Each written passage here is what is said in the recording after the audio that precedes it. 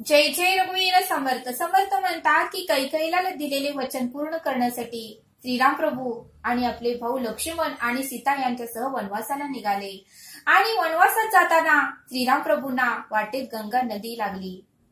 श्रीराम प्रभूंना वाटेमध्ये गंगा नदी लागली आणि श्रीराम प्रभू आल्याचे कळताच त्या नावाड्याचे चित्त आनंदाने मोहरून गेले। समर्थ म्हणतात की श्रीराम प्रभू आल्याचे कळताच त्या नावाड्याचे चित्त मात्र आनंदाने मोहरून गेले आणि तो धावत धावत त्यांच्याकडे गेला आणि त्यांच्या पुढे लोटांगण घालून म्हणाला, हे प्रभू, हे ईश्वरा, मी तुमच्यासाठी काय मदत करू हे सांगा आणि मी तुमच्या दर्शनाने धन्य झालो। त्यावेळी श्रीराम प्रभू म्हणाले, माझी छोटीशी मदत कर, आम्हा तिघांनाही तू गंगेच्या पैलतीरी पोहोचव, तुझे खूप उपकार होतील। त्यावेळेस नावाडी ठीक आहे म्हणाला आणि सगळ्यांना नावेत बसायला सांगितलं आणि नावाड्याने त्या तिघांनाही व्यवस्थित उत्तमरित्या पैलतीरी पोहोचवलं।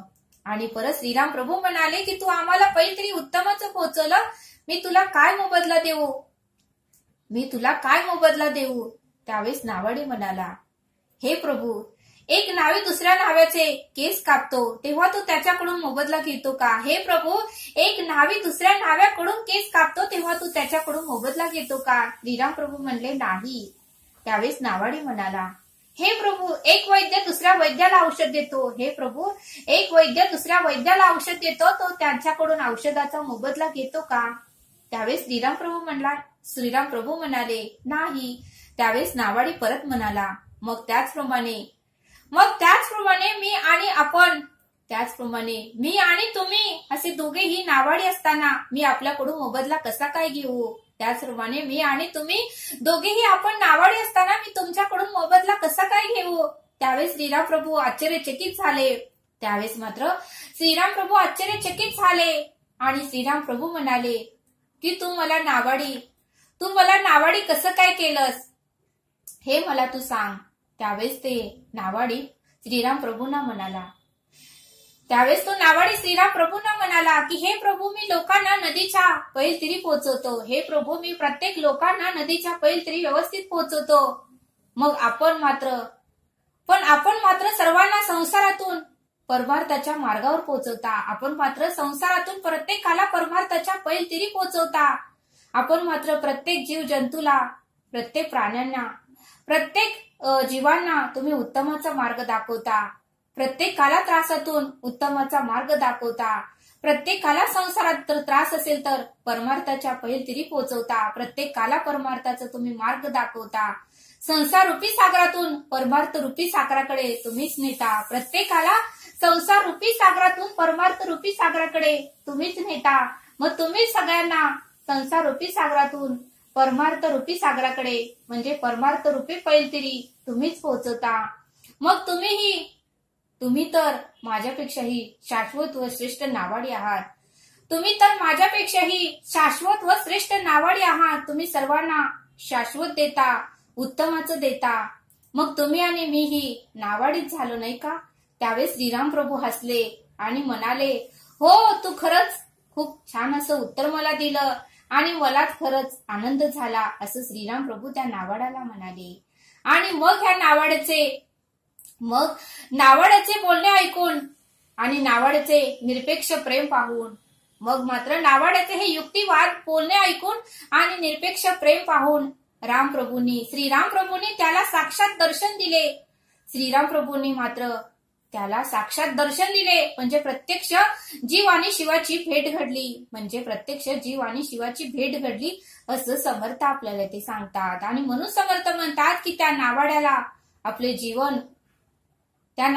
आपले जीवन कृतज्ञ झाल्यासारखे वाटले आणि नावाड्याला समजले की श्रीराम प्रभू हे अवतार घेऊनच आले आहेत, श्रीराम प्रभू हे एक अवतार घेऊनच आले आहेत। आणि हे नावाड्याला लक्षात आले आणि साक्षात श्रीराम प्रभूने त्या नावाड्याला दर्शन दिलं आणि प्रत्यक्ष जीव आणि शिवाची भेट घडली असं समर्थ आपल्याला ते सांगतात। आणि म्हणून समर्थ म्हणतात की जर उत्तमाचा आपली सेवा जर असेल तर प्रत्यक्ष परब्रह्म आपल्याला दर्शन देतो असं समर्थ आपल्याला ते सांगतात। आणि म्हणून समर्थ म्हणतात की श्रीराम हे आपल्या आत्म्याचे प्रतीक आहे, तर लक्ष्मण हे सतर्कतेचे प्रतीक आहे, सीता ही मनाचे प्रतीक आहे, तर रावण हे अहंकार आणि नकारात्मकतेचे प्रतीक आहे असं समर्थ आपल्याला इथे सांगतात. आणि म्हणून समर्थ म्हणतात की जसा पाण्याचा स्वभाव वाहत जाणे आहे, पाणी जिथे रस्ता मिळेल, जिथे वाट मिळेल तेथे वाहत जातं, तसा मनाचाही स्वभाव डगमगणे आहे. म्हणून समर्थ म्हणतात की मनरूपी सीताजी सोन्याच्या हरणाकडे पाहून आकर्षित झाल्या. म्हणून समर्थ म्हणतात की मनरूपी सीताजी सोन्याच्या हरणाकडे पाहून आकर्षित झाल्या. तसंच आपलं मन कोणत्या वस्तूकडे आकर्षित होईल हे सांगता येत नाही असं समर्थ आपल्याला ते सांगतात. आणि म्हणून समर्थ म्हणतात की अहंकार रूपी रावण मनरूपी सीताजीचं हरण करतो. म्हणून समर्थ म्हणतात की अहंकार रूपी रावण मनरूपी सीताजींचं हरण करतो आणि मनरूपी सीताजी आणि मग मात्र मनरूपी सीताजी आत्मरूपी श्रीरामापासून विलग होतात. मग मात्र मनरूपी सीताजी आत्मरूपी श्रीरामापासून विलग होतात आणि मग मात्र पवनपुत्र हनुमंत तेथे येतो. मग समर्थ म्हणतात की मग मात्र सीता मातेला परत आणण्यासाठी श्रीरामांची मदत करण्यासाठी पवनपुत्र हनुमंत तेथे येतो असं समर्थ आपल्याला ते सांगतात. आणि म्हणून समर्थ म्हणतात की श्वास आणि सतर्कता म्हणजे हनुमान आणि लक्ष्मण यांच्या मदतीनेच मन सीता पुन्हा आत्म्याशी म्हणजे श्रीरामाशी जोडली जाते असं समर्थ आपल्याला ते सांगतात. आणि म्हणून समर्थ म्हणतात की अशा प्रकारे संपूर्ण रामायण आपल्यातही घडत असतं. म्हणून समर्थ म्हणतात की अशा प्रकारे संपूर्ण रामायण आपल्या जीवनातही घडत असतं असं समर्थ आपल्याला इथे सांगतात. आणि म्हणून समर्थ म्हणतात की अखंड त्या परब्रह्माचं जर नामस्मरण केलं तर मन आपलं स्थिर राहतं, मनात कोणतेही वाईट विचार येत नाहीत असं समर्थ आपल्याला इथे सांगतात. समर्थ आपल्याला एक बोध देतात. एकदा लंकेत जाण्यासाठी श्रीराम प्रभूंना पूल बांधायचा होता. त्यावेळेस मात्र श्रीराम प्रभूंच्या मदतीला सर्व वानर सेना आली आणि सर्वजण दगडावर श्रीराम असं नाव लिहून सर्व दगड समुद्रामध्ये टाकू लागली. त्यावेळेस तिथे खारुताई आली आणि खारुताईलाही वाटलं की आपणही काहीतरी मदत करावी, पण तिला सुचेना की आपल्या तर एवढी मोठी दगड उचलता येणार नाही. त्यावेळेस तिच्या मनामध्ये एक कल्पना आली आणि तिने ओल्या वाळूमध्ये गेली आणि आपलं अंग त्या वाळूमध्ये लोळू लागली.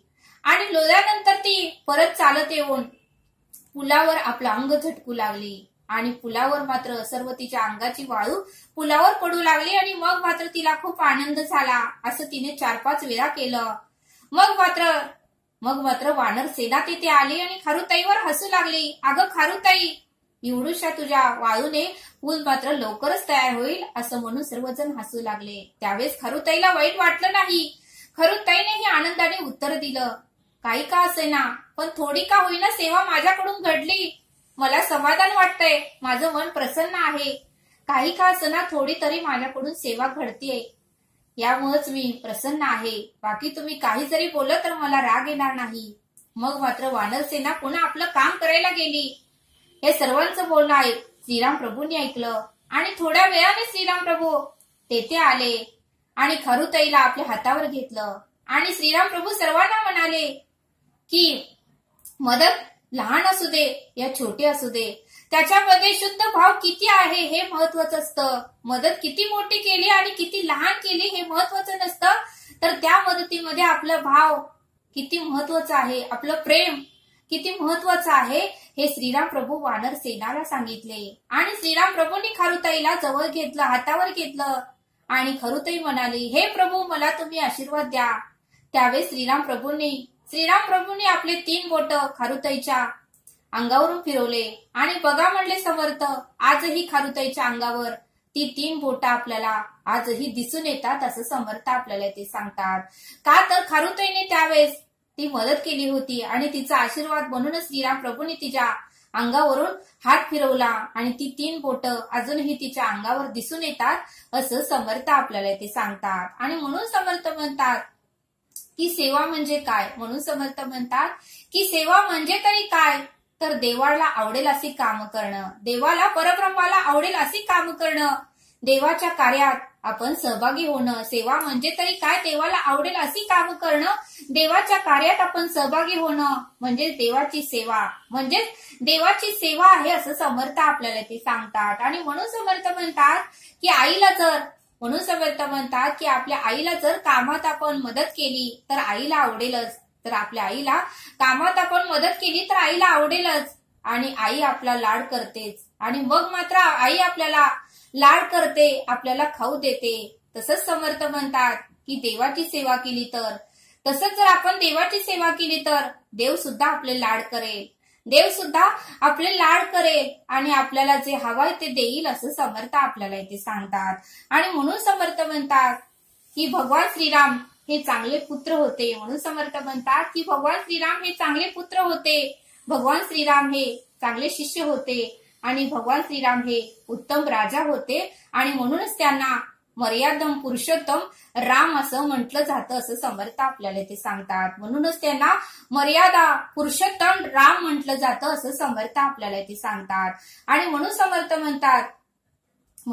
म्हणतात की त्या खरुताईलाही श्रीराम प्रभू म्हणाले, त्या खरुताईलाही श्रीराम प्रभू म्हणाले की जो कोणी तुझ्यासारखी माझी सेवा करेल, जो कोणी तुझ्यासारखी माझी सेवा करेल त्यालाही मी कधीच काही कमी पडू देणार नाही. मग मात्र त्या खारुताईला श्रीराम प्रभू म्हणाले की जो कोणी तुझ्यासारखी सेवा करेल त्याला मी आयुष्यामध्ये कधीच काही कमी पडू देणार नाही असं श्रीराम प्रभू खारुताईला म्हणाले. आणि म्हणून समर्थ म्हणतात की प्रत्येक आत्म्यामध्ये आपण श्रीरामच बघितला पाहिजे. आपलं मत्सर, आपला तिरस्कार, आपला क्रोध हा पूर्णपणे शून्य होत नाही तोपर्यंत परब्रह्माची आपल्याला जाणीव होत नाही, ओळख होत नाही असं समर्थ आपल्याला इथे सांगतात. ज्यावेळेस आपल्याला जाणीव होते की प्रत्येक झाडामध्ये, प्रत्येक वनस्पतीमध्ये, प्रत्येक जीवजंतूमध्ये, प्रत्येक पक्षामध्ये, प्रत्येक प्राण्यामध्ये,